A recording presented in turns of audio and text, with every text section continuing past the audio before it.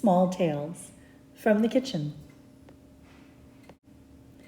Today's recipe, chicken and biscuits. Hey, so tomorrow morning we're gonna make biscuits and chicken. So if we want delicious chicken tomorrow, we're gonna have to marinate it today. We're gonna take a cup of buttermilk, and I should probably check my recipe. I think it is 1 teaspoon of kosher salt.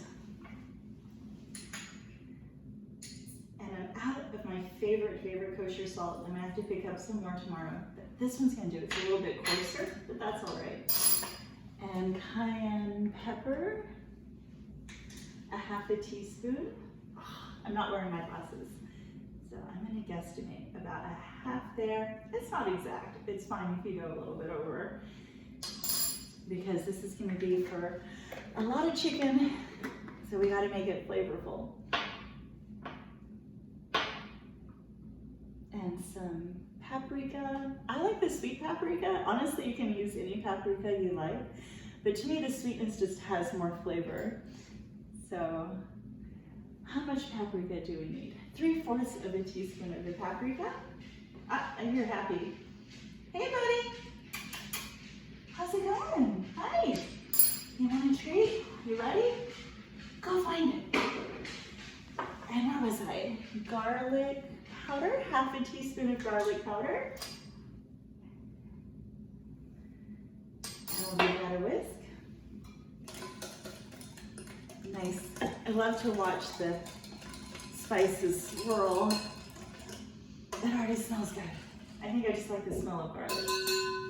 So part of this is going to be used for Happy's kibble, and part of it is going to be used for chicken tenders. Of course, we could use chicken tenders and pound them out flat, but we're also making Happy some of his chicken. So I'm just going to fillet this.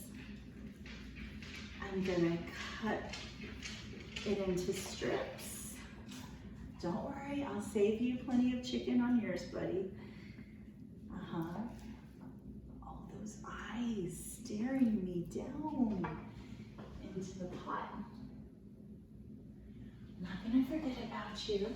So I'm just gonna show you what I would do for one of them. I'm gonna cut it into about a 1-inch strip here.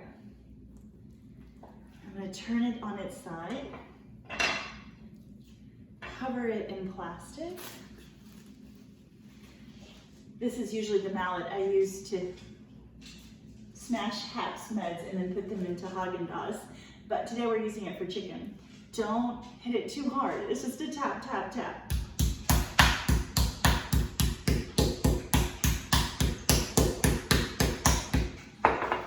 And into the marinade it goes. I'm gonna do that with the rest of these, and then I'll catch up with y'all in the morning, and we'll make some biscuits, and we'll fry these up. Catch you in the next video. Crack of dawn's smile, sun up clockwork walk, under baseball cap a ways, blue skies from blue days. Good morning, biscuits. Feel free to take a screenshot of the ingredients. So this morning we're going to be making biscuits, well, chicken and biscuits, one of Zan's favorites. So we're going to start with 2 cups of all-purpose flour, and then what happens next is sort of up to individuals. I like to use a mix of butter and shortening, but you could just use butter if you wanted to. We're going to put on glasses, which I didn't have yesterday. And let's see what the recipe says. 1 tablespoon of baking powder. And when it comes to baking, I just like to use table salt. Good old girl with an umbrella. 1 teaspoon of salt. And I almost forgot the sugar. Check out this adorable sugar container. You can get them at Art on Broad. The chicken is quite magnificent. 1 teaspoon of sugar. And you could sift this, but using a big whisk is so much easier. We'll whisk it around.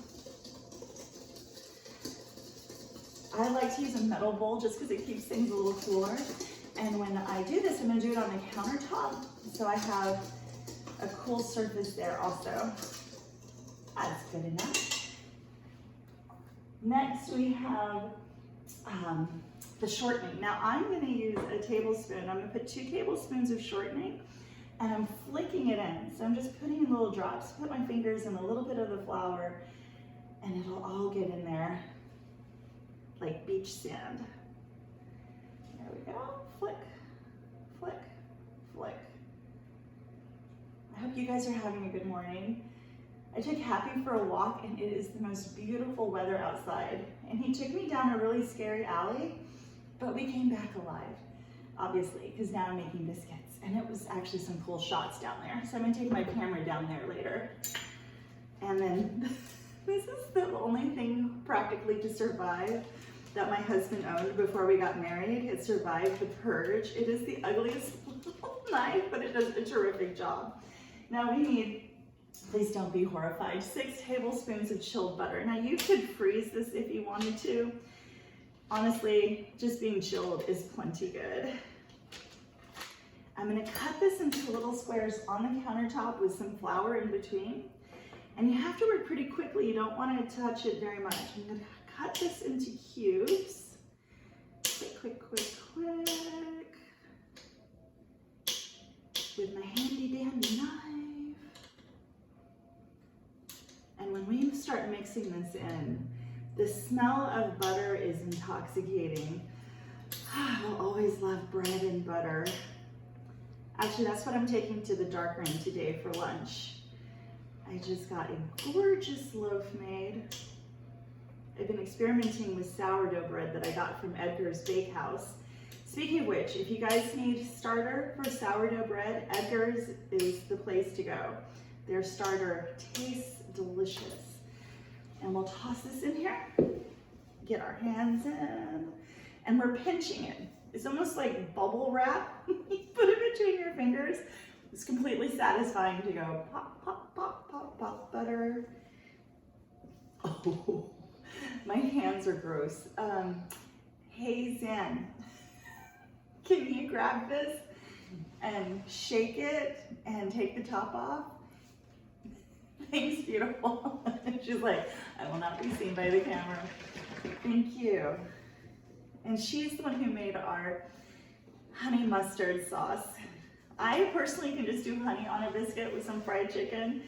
She's gonna do a mix of Dijon honey mustard.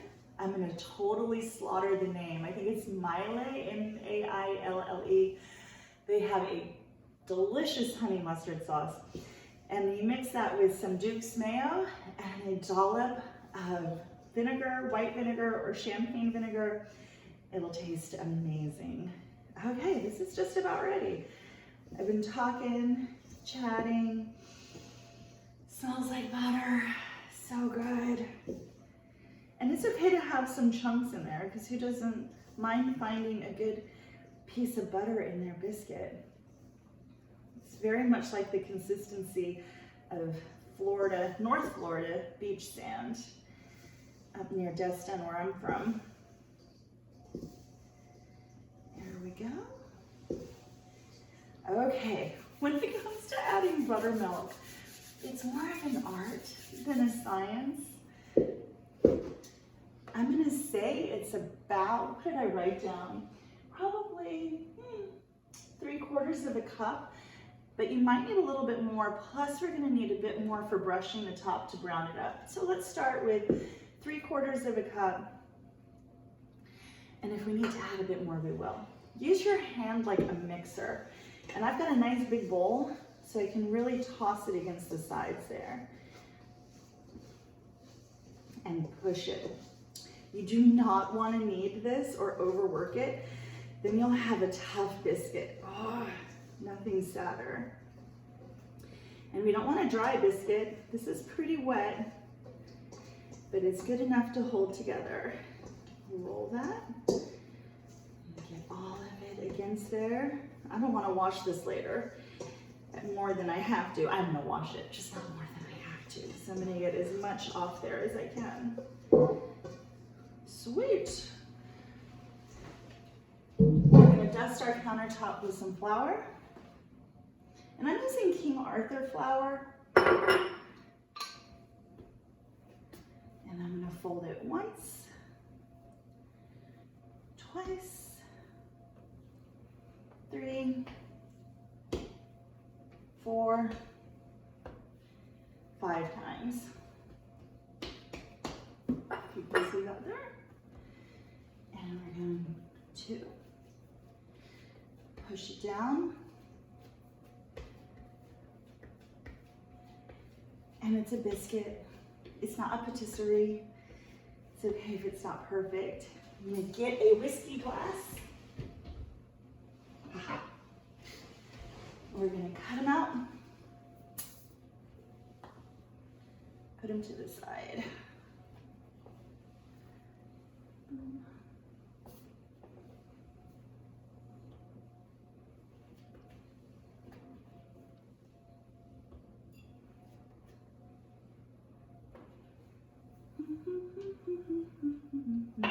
If we run out, we'll just roll it again, give it a fold.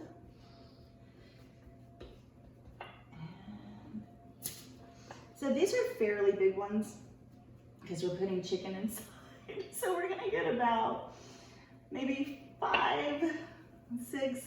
If Victor was home, which he's not, he's off on vacation, this baby one would be his. He likes his biscuits, tiny biscuits, a little bit of jam. So we'll put that as a baby one for later. So right now I've had my pan in the oven. I'm gonna pull it out. The oven's preheated to 425. We're gonna put butter right on this. Now I'm using unsalted butter. When I brush butter on the top of these later, I'll probably use salted butter. Take my knife. This is actually my grandmother's old cast iron skillet. She liked to cook. Actually, she very rarely cooked. I'm not even sure why she had this. Mostly she just cut into avocados and ate avocados all day long. So we're dropping those right in the butter. We're gonna brush the top with some buttermilk, which we had a little extra. There we go. Ah, you can hear the butter crackling. All right, into the oven these go. Probably for 16 minutes, 18 minutes. I'm gonna keep an eye on them. Golden brown. I'm gonna start a station for the chicken. You don't need to see me put everything into the batter. On the left is the rest of the recipe for the biscuits, and on the right is the recipe for the pickup.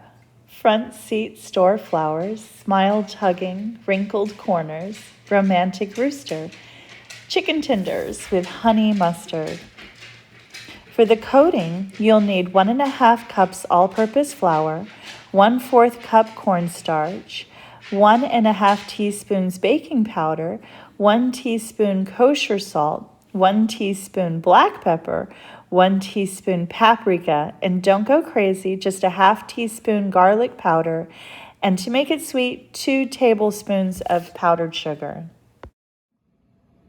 All right, we're ready to start frying, and the way to know if your oil is ready is to see if it's shimmering or use a thermometer, but I like to use a wooden chopstick, and I'm just gonna put it in here, and if I see bubbles around the chopstick, I know it's ready. This is an electric stove, and it's the devil. So I'm gonna turn it down a little because the heat just keeps intensifying. It has like 2 modes, off or nuclear.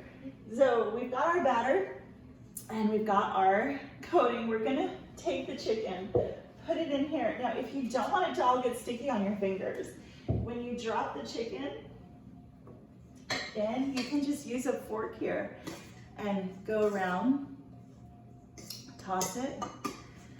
That way, you don't waste batter and coat your hand. My mom used to take paper bags, put the chicken into the paper bag and shake it. I don't know if your moms did that. I should really probably give that a go one of these mornings. And then I created a station here, so when I'm ready to fry, I don't have to panic and start coating stuff. And I'm using tin foil, so the cleanup is so easy. So we're gonna go sacrifice into the oil. The first piece hardly ever turns out right. Usually it goes too fast and too hot, no matter what you do. So I usually put just one piece in at a time. Make sure it's not going too dark too fast. But this looks really good. I'm gonna use my chopstick, give it a twirl. I'm using peanut oil in about 1.5 to 2 inches. You can use a cast iron skillet. I just happen to love, love, love my cast iron wok. Word of advice though, usually woks are shaped like this, and because I have a flat surface, much like myself, I have a flat bottom wok. We're gonna fry this up for just about 3-4 minutes, and we're gonna pull it off, and we're gonna be double frying. So this is the first go. You could just see at the end here, but to make it super crispy, we're gonna go a couple times. All right, let me fry this up, and I'll check back in with y'all in a bit. Okay, so everything's been fried once, and we could leave it there. They are really super delicious. Yum. Oh, wow. To help them stay crispy, and you can load this up. We're gonna double fry it. I'm probably gonna do this in 3 batches. And we'll just kind of run through the oil one more time, just for a minute or so. Crisp them back up again. That's the time that we're gonna salt them, put them on our biscuits. Oh my God, I cannot wait. A little honey or a little honey mustard, as Dan would. Speaking of which, she's behind the camera. Here you go, babe. Just a little bit more. Okay, delicious. And that's coming off. If it gets a little bit too junky, you can always just pat the side of your skillet. Oh, beautiful, beautiful. And now I have lots of chicken. I can't believe it. Got 2 chicken breasts, really. About a pound. Just made all of this glorious fried chicken. So lovely. Okay, next step, we're gonna put a little bit of butter on them. Here we go. I'm just taking a pat of butter, ooh, rubbing them on the top, and then there's a special trick for biscuits to make them soft and even more wonderful. You're gonna put them into a bowl with a towel. You're gonna take them. Oh, I'm so excited. These are beautiful. Golden, delicious. My daughter says I have asbestos fingers, but I can just pop these in here. Yeah. So you should probably use tongs for that. And here they go. Back to the chicken, because it's almost done. We have finished our second fry. We're gonna sprinkle this with some kosher salt, sea salt, whatever you like, truly. Oh my gosh. Sam told me to stop eating them and start filming again, but it's really hard. Tender, really crunchy. Our biscuits are gorgeous.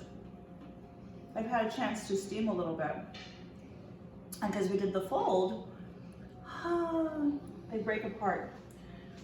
I'm gonna put chicken, maybe a little bit more chicken, and some honey. And we're gonna take one to Mark in the dark room. And if you ever wanna take a biscuit to go, one of the best things is to take a piece of tin foil and a paper towel. Actually, I guess I'll take this one from Mark. Put it here, wrap it up. Okay, that one's for Mark, this one's for me. We're gonna have a good day in the dark room.